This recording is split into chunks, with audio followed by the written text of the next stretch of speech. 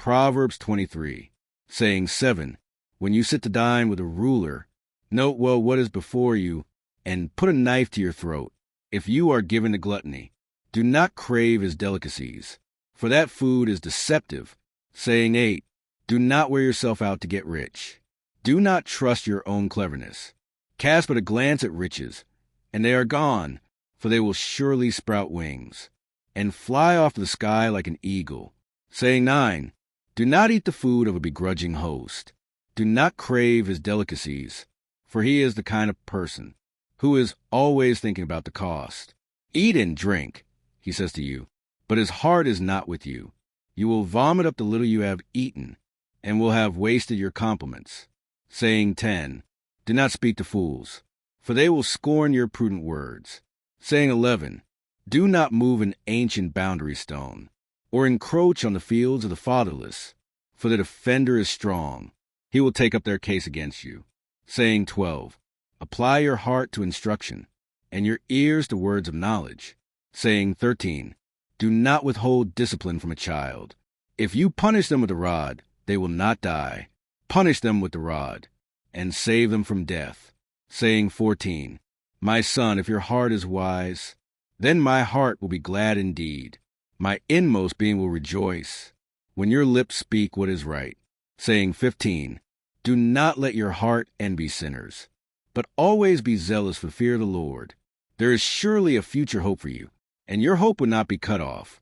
Saying 16, listen, my son, and be wise, and set your heart on the right path.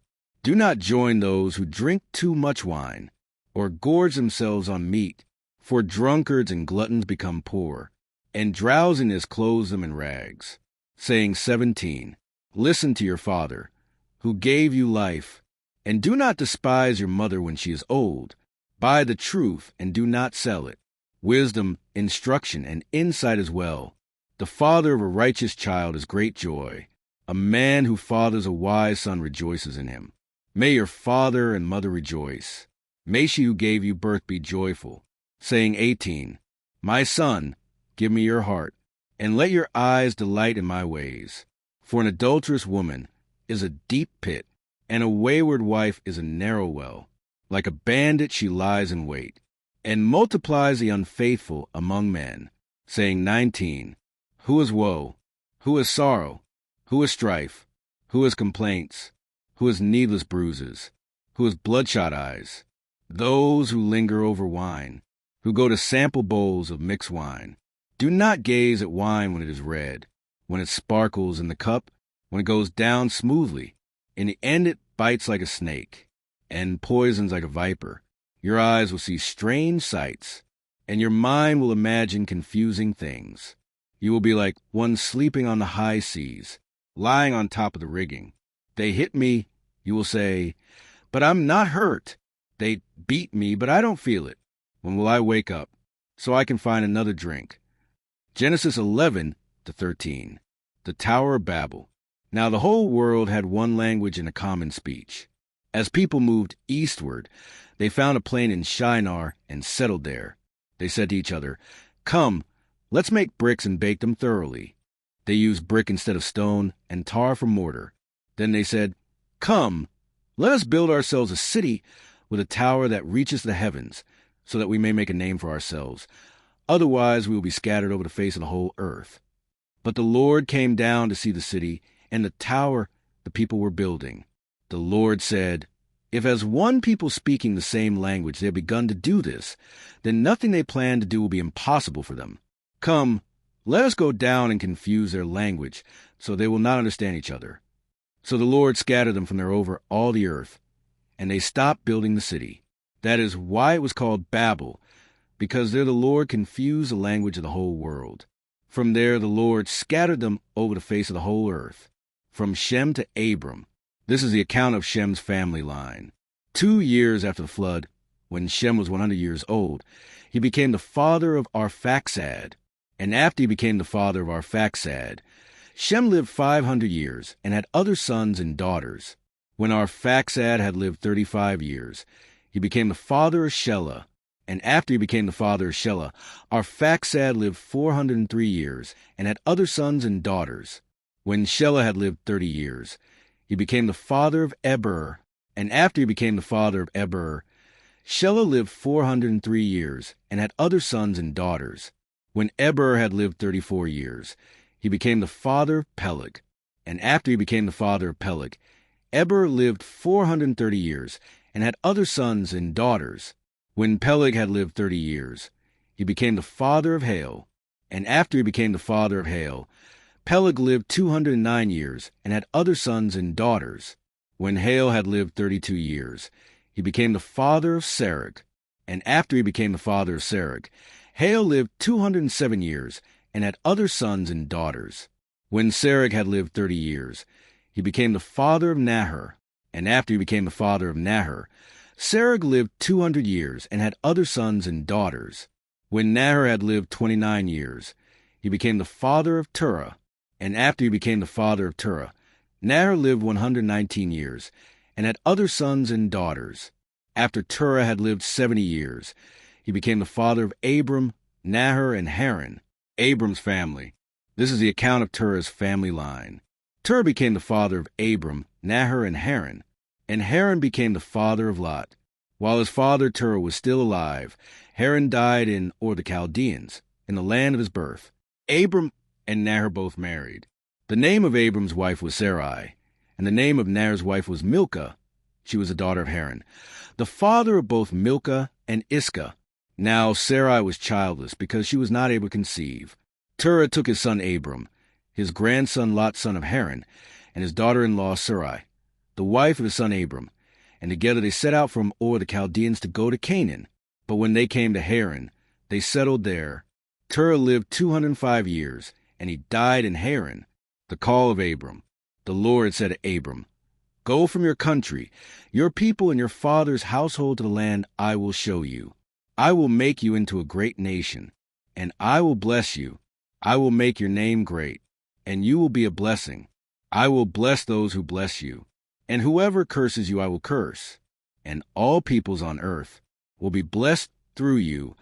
So Abram went as the Lord had told him, and Lot went with him. Abram was 75 years old when he set out from Haran. He took his wife Sarai, his nephew Lot, all the possessions they had accumulated and the people they had acquired in Haran, and they set out for the land of Canaan. And they arrived there. Abram traveled to the land as far as the site of the great tree of Moreh at Shechem. At that time the Canaanites were in the land. The Lord appeared to Abram and said, "To your offspring I will give this land."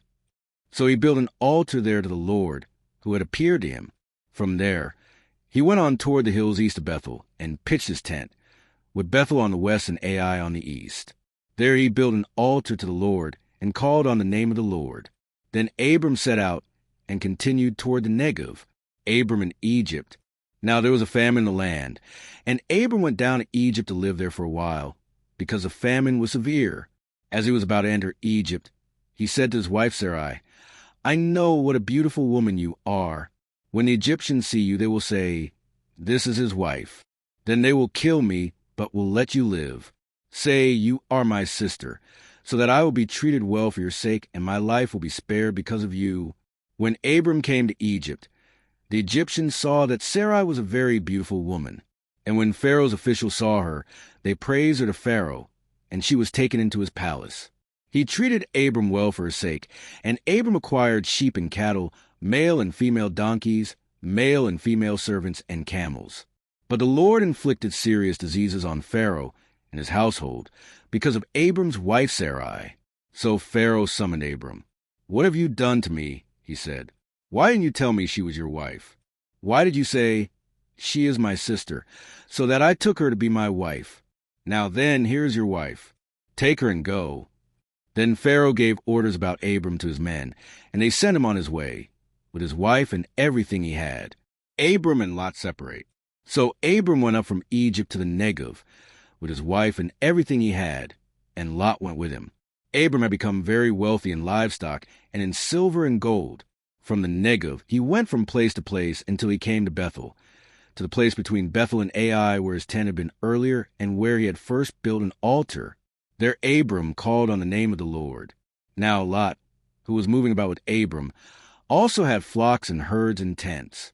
But the land could not support them while they stayed together, for their possessions were so great that they were not able to stay together. And quarreling arose between Abram's herders and Lot's. The Canaanites and Perizzites were also living in the land at that time. So Abram said to Lot, "Let's not have any quarreling between you and me, or between your herders and mine, for we are close relatives. Is not the whole land before you? Let's part company. If you go to the left, I'll go to the right. If you go to the right, I'll go to the left." Lot looked around and saw that the whole plain of the Jordan toward Zoar was well watered, like the garden of the Lord, like the land of Egypt. This was before the Lord destroyed Sodom and Gomorrah. So Lot chose for himself the whole plain of the Jordan and set out toward the east. The two men parted company. Abram lived in the land of Canaan, while Lot lived among the cities of the plain and pitched his tents near Sodom. Now the people of Sodom were wicked and were sinning greatly against the Lord. The Lord said to Abram after Lot had parted from him, "Look around from where you are to the north and south, to the east and west. All the land that you see I will give to you and your offspring forever. I will make your offspring like the dust of the earth, so that if anyone could count the dust, then your offspring could be counted. Go, walk through the length and breadth of the land, for I am giving it to you." So Abram went to live near the great trees of Mamre at Hebron, where he pitched his tents. There he built an altar to the Lord,